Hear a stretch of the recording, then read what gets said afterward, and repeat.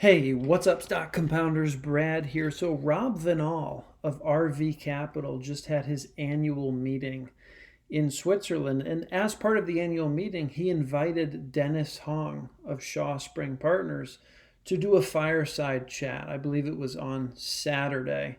This was live streamed through Rob Vinall's YouTube channel.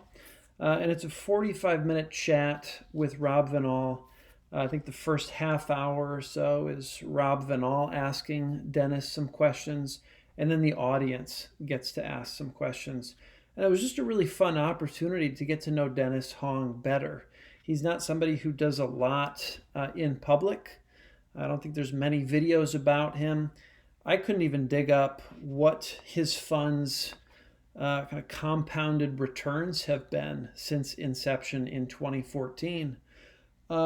But for some reason, he's been somebody that I've been drawn to as a potential investor to clone, right? To see, what he's buying from quarter to quarter, to take a look at those particular companies. So I'll just share some things I've picked up from this fireside chat with Dennis Hong.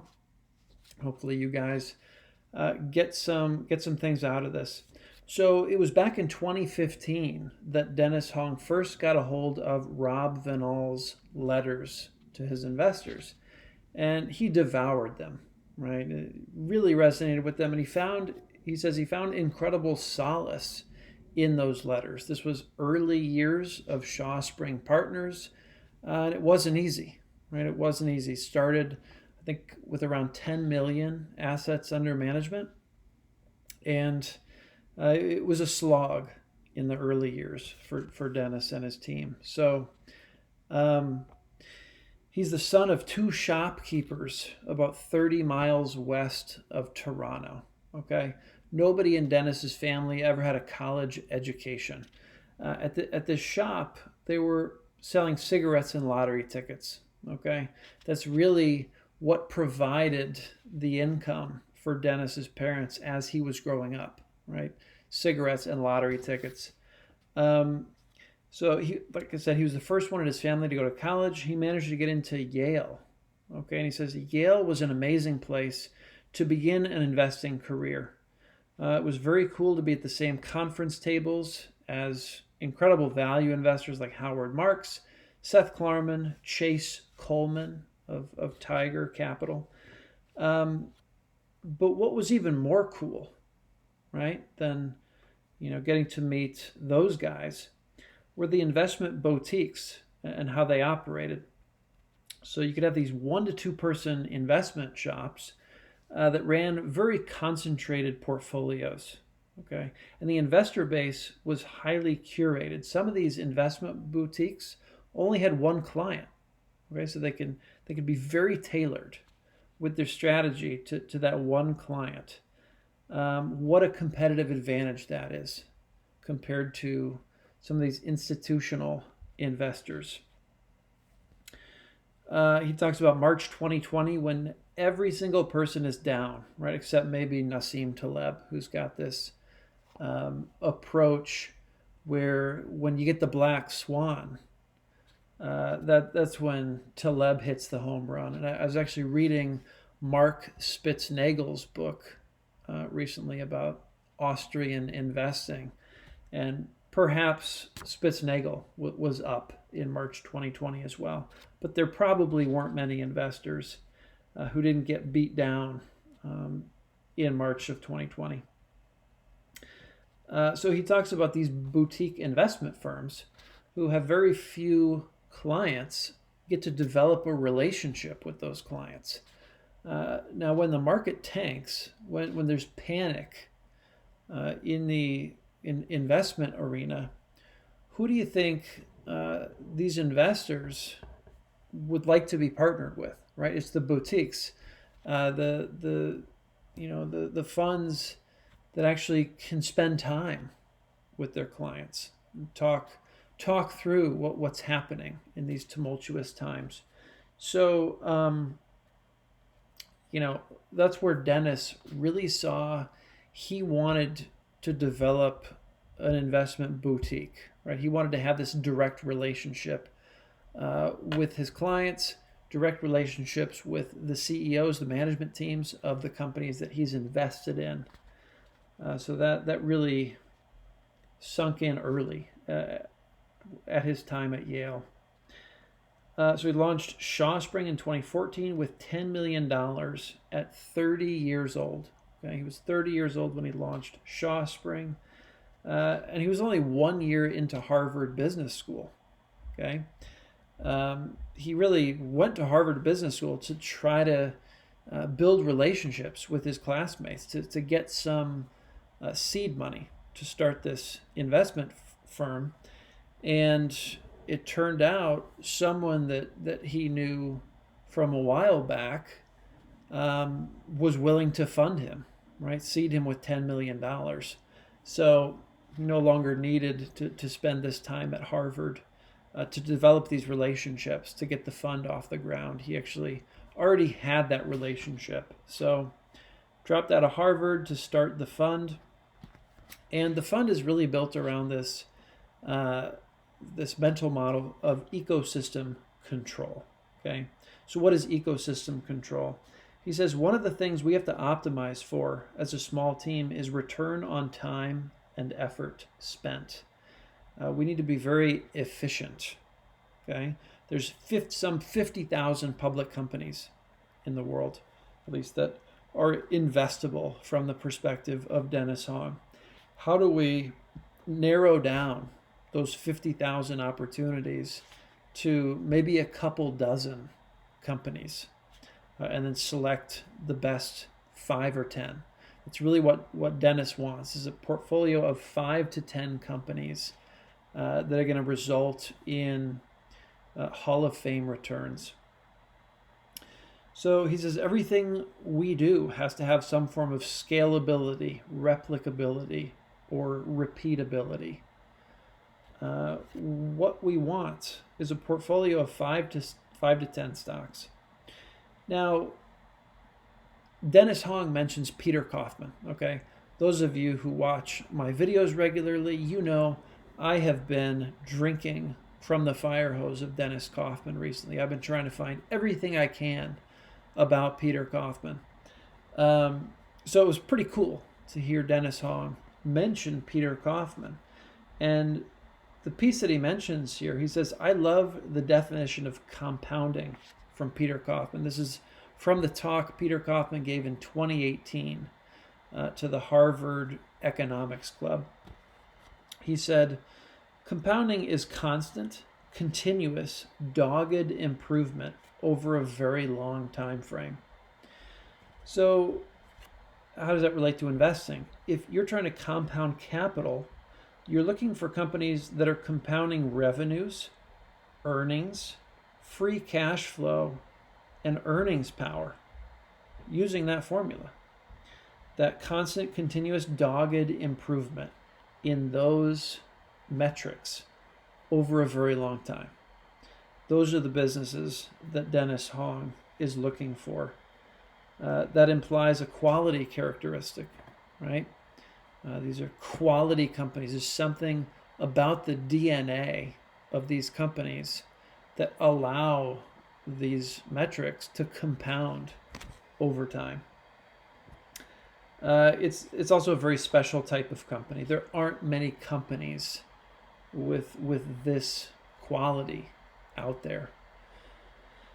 He says, my teammates and I embarked on a year-long study to figure out what is quality, right? How do we define quality so that when we're looking at these companies, we can actually figure out, does it fit into this basket of quality that we're looking for, or does it not fit? In order to figure out if it fits or not, you have to figure out what is quality, right? You've got to define it. You've got to have some characteristics of it. So ecosystem control is really what the team arrived at after this year-long study to try to define what quality is. It's a simple and elegant concept.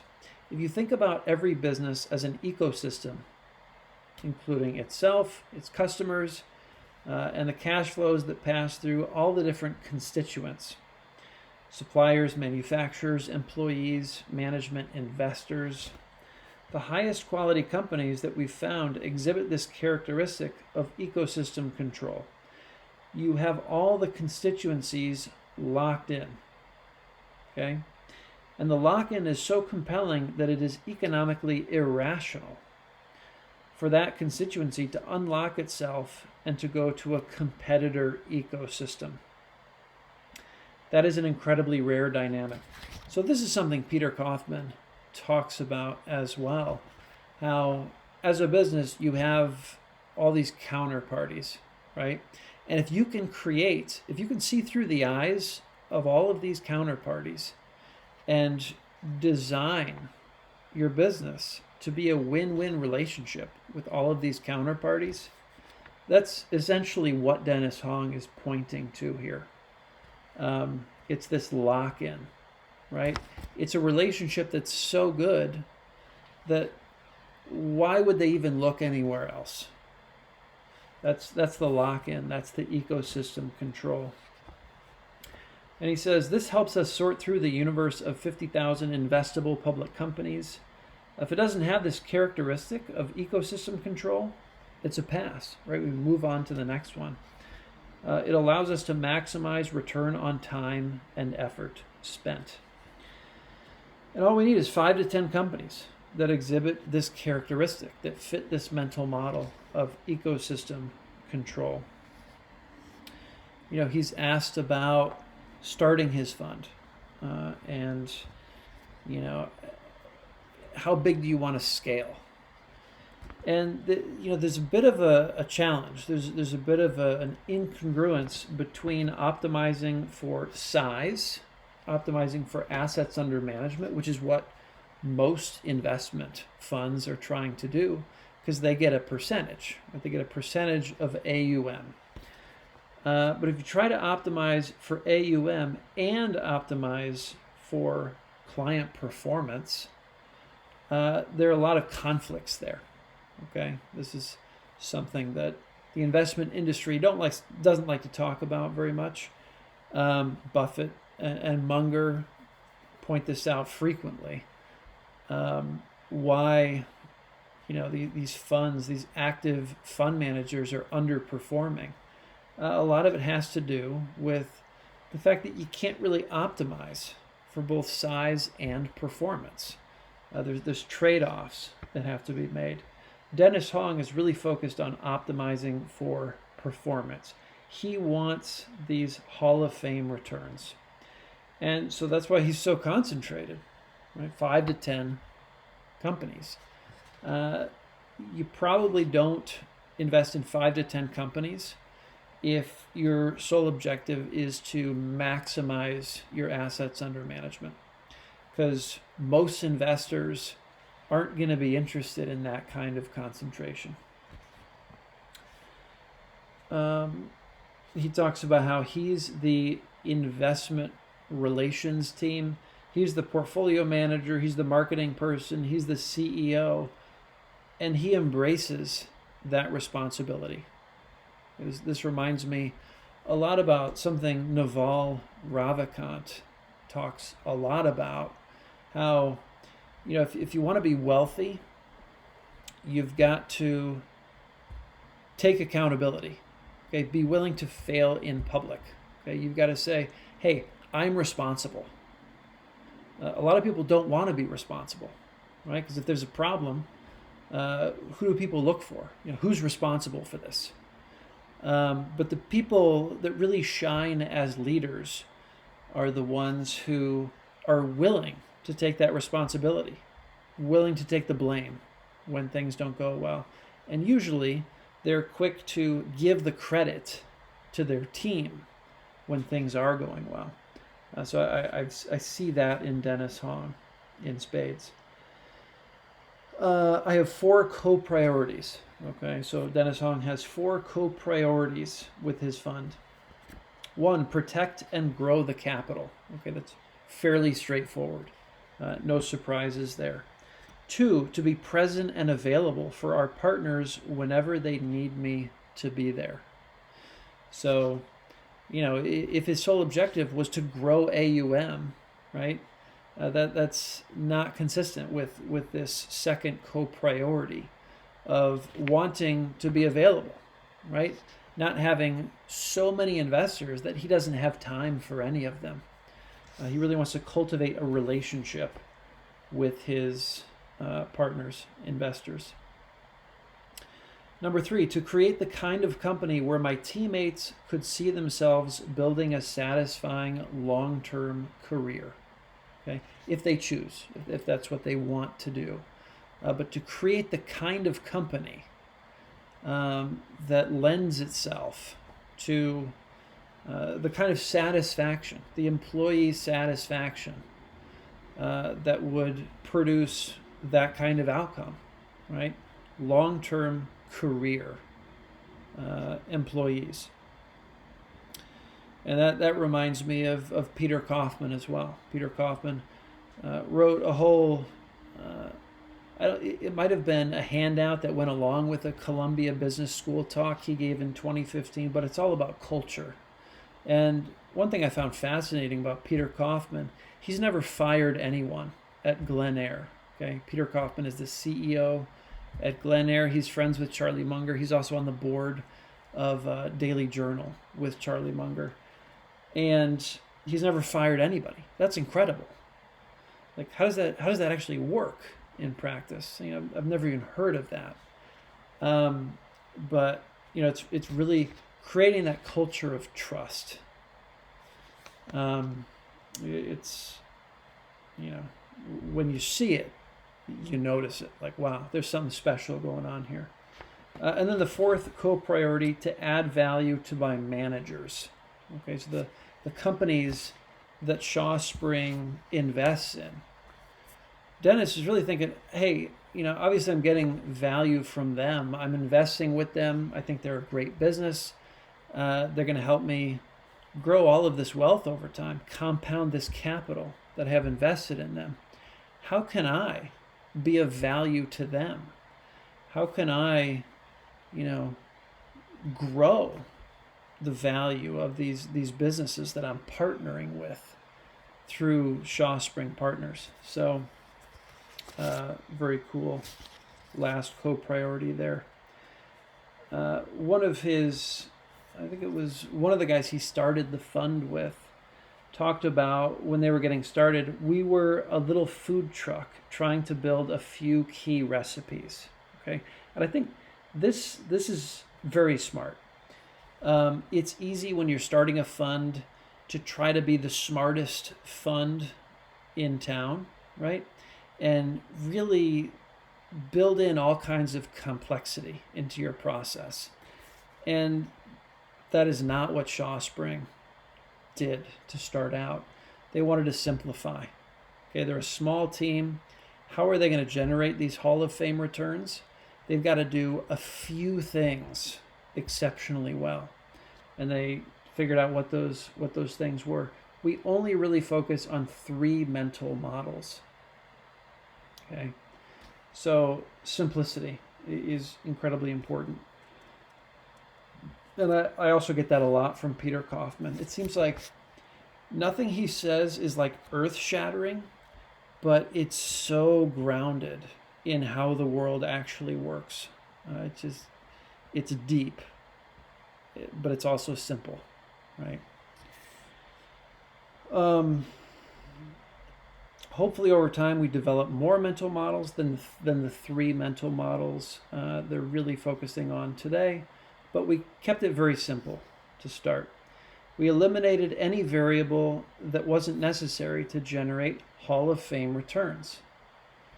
So kind of a stripping down. What is the essence of what needs to be done here in order to produce the results that we want to produce? And finally, he says, I still don't pay myself a salary. I plow it all back into R&D. It's a management fee, so I should be using it to better manage, right? To better manage the fund. So that's what he does. And then I pulled up, what does Shawspring own? What are these companies that fit this mental model of ecosystem control?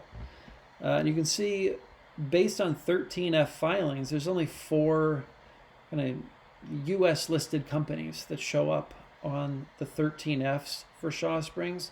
Interactive Corp, C Limited, Block, formerly Square, and Angie, which was formerly Angie's List.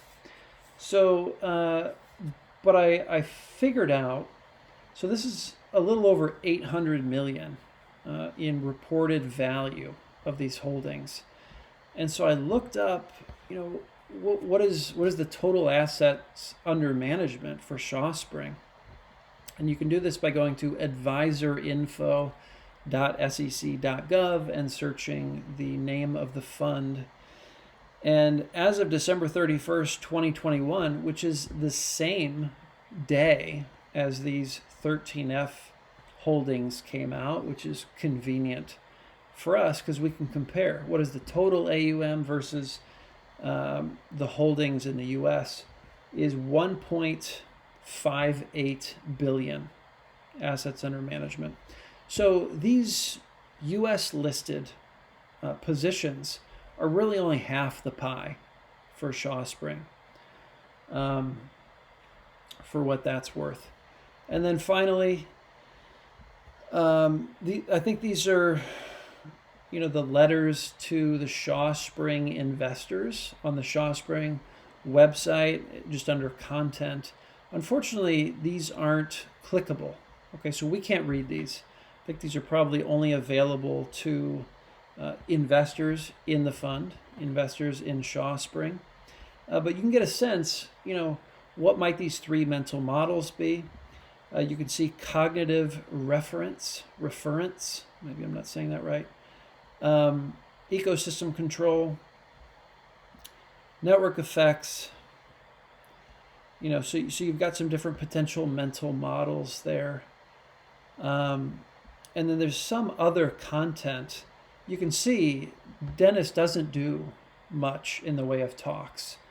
There's a fireside chat from earlier this month that's not clickable. I don't know, maybe that's available on YouTube. And then the only talks I've really found are these good investing talks with Tillman that I've watched at least 1 or 2 of these. But there you go. This is what's in the public domain, as far as I know, from Dennis Hong. Seems to be a pretty private person, pretty private investor. But, hopefully this fireside chat with Rob Vinall is a sign that, maybe he's opening up, wanting to do a little bit more in the public domain in terms of, sharing with the value investing community. So hopefully we see more soon from Dennis Hong. But it was exciting to see him do this fireside chat with Rob Vinall. And I think my next video is probably going to be a summary of Rob Vinall's Q&A for the RV Capital annual meeting, which just happened yesterday, I believe. So hope you guys enjoyed learning a little bit more about Dennis Hong. I know I did. And let me know if you guys have found anything that's maybe not easily findable in the public domain that Dennis Hong has put out. I'd like to learn a lot more from him. He seems like he's a great investor and has a really solid foundation in terms of principles that he's applying to his investment process. So I will leave it there. Thanks for watching, everyone, and I will see you all in the next one. Take care.